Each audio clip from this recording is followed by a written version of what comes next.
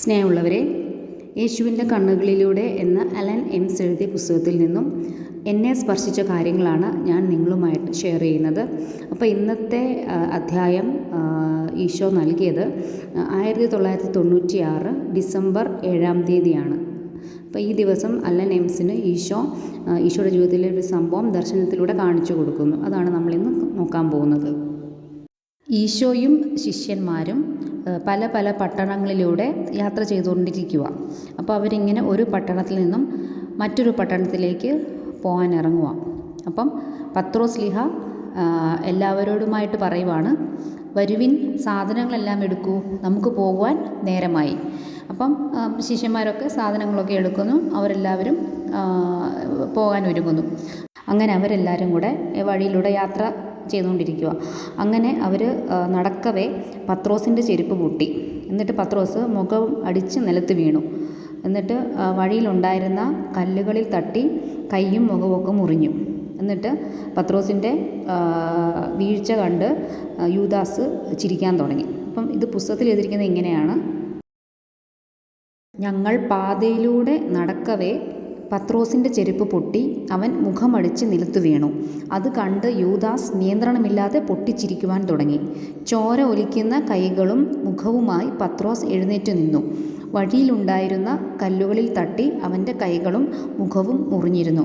എല്ലാവരും പത്രോസിനെ സഹായിക്കുവാൻ ചെന്നപ്പോൾ പൊട്ടിച്ചിരിച്ചുകൊണ്ട് തന്നെ യൂദാസ് പറഞ്ഞു, അത് നല്ല തമാശക്കാഴ്ചയായിരുന്നു പത്രോസ്, നീ ശരിക്കും ഒരു വിഡ്ഢിയെപ്പോലെ ഇരുന്നു. ഈശോ അപ്പോൾ ഇതെല്ലാം കണ്ടുകൊണ്ടിരിക്കുക. അപ്പോൾ ഈശോ പതുക്കെ പത്രോസിൻ്റെ അടുത്തോട്ട് ചെന്നു.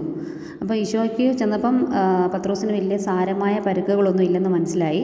പക്ഷേ യൂദാസിനോടുള്ള ദേഷ്യം പത്രോസിന് തുടങ്ങിയിരുന്നു. അത് ഈശോയ്ക്ക് മനസ്സിലായി.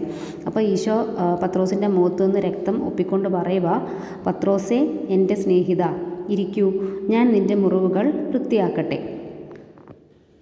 ഈശോ പത്രോസിനോട് പറയുന്ന കാര്യം പുസ്തകത്തിൽ ഇപ്രകാരം എഴുതിയിരിക്കുന്നത്. അത് നമ്മളോട് ഓരോരുത്തരോടും ഈശോയ്ക്ക് പറയാനുള്ള കാര്യമാണ്. അപ്പോൾ അത് എഴുതിയിരിക്കുവാണ്: പത്രോസേ, ഇത്രയും കോപമരുത്. ഇതുപോലെ വീണാൽ നന്നായി വേദനിക്കുമെന്ന് എനിക്കറിയാം. എന്നാൽ അല്പം വേദന കാരണം നീ മറ്റുള്ളവരെ സ്നേഹിക്കുന്നതും അവരോട് പൊറുക്കുന്നതും നിർത്തരുത്. യൂദാസിന് സഹാനുഭൂതി കുറവാണെന്നും മറ്റുള്ളവരെ താഴ്ത്തിക്കെട്ടുകയെന്ന ബലഹീനത ഉണ്ടെന്നും മനസ്സിലാക്കുക. നോക്കൂ, ഇതവൻ്റെ ബലഹീനതയായിരിക്കെ അത് നിന്നിലൊരു ബലഹീനത സൃഷ്ടിക്കുവാൻ ഇടയാക്കരുത്. നീ അവനോട് ക്ഷമിക്കണം. അപ്പോൾ ഇതെല്ലാം നോക്കിക്കൊണ്ട് യൂദാസ് അവിടെ നിൽപ്പുണ്ട്. അപ്പോൾ യൂദാസ് വിളിച്ചു പറഞ്ഞു, അത് അത്ര വലിയ മുറിവൊന്നുമല്ലല്ലോ പത്രോസേ, എന്നിട്ടും നീ ഒരു കൊച്ചു കുഞ്ഞിനെ പോലെ കരയുകയാണല്ലോ. അപ്പോൾ യൂദാസ് പറയുക, അതത്ര വലിയ മുറിവൊന്നും അല്ലല്ലോ, പിന്നെ നീ എന്തിനാ കൊച്ചു കുഞ്ഞുങ്ങളെ പോലെ കരയുന്നതെന്ന് ചോദിക്കുക. അതിന് ഈശോ മറുപടി പറയുവാണ്. ഈശോ തിരിഞ്ഞ് ശാന്ത സ്വരത്തിൽ അവനോട് പറഞ്ഞു, ഹൃദയത്തിൽ സ്നേഹമില്ലാത്തൊരു മുതിർന്ന ആളാകുന്നതിലും നല്ലത് ഒരു കൊച്ചു കുഞ്ഞായിരിക്കുന്നതാണ്. ഒരു കുഞ്ഞ് എല്ലാവരെയും സ്നേഹിക്കുകയും എല്ലാവരിലും സ്നേഹം എത്തിക്കുകയും ചെയ്യുന്നു. പക്ഷേ മുതിർന്നവർ മറ്റുള്ളവർക്കൊന്നും നൽകാതെ അവരെ മാത്രം സ്നേഹിക്കുന്നു. ഈശോയുടെ മറുപടി കേട്ടപ്പം യൂദാസിന് അനക്കമില്ലാതായി. അപ്പം പത്രോസാണ് അടുത്ത മറുപടി പറയുന്നത്. പത്രോസ് പറഞ്ഞത് ഇങ്ങനെയാണ്: ഇത് അത്ര സാരമുള്ളതല്ല യൂദാസ്.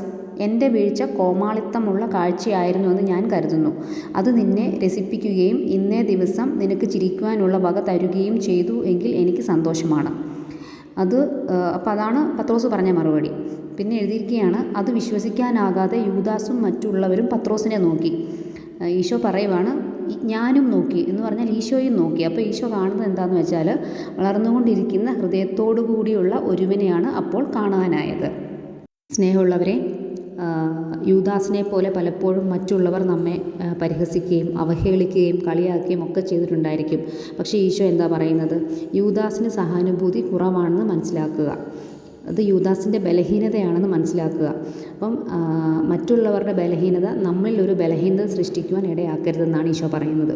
അതായത് നമുക്ക് നമ്മളെ മുറിപ്പെടുത്തിയവരെ അവരോട് ക്ഷമിക്കുവാനും സ്നേഹിക്കുവാനും സാധിക്കണമെന്നാണ് ഈശോ പറയുന്നത്.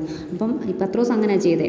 അപ്പോൾ ഈശോ നോക്കിയപ്പോൾ കണ്ടത് വളർന്നുകൊണ്ടിരിക്കുന്ന ഹൃദയത്തോടു കൂടിയുള്ള പത്രോസിനെയാണ് ഈശോ കാണുന്നത്.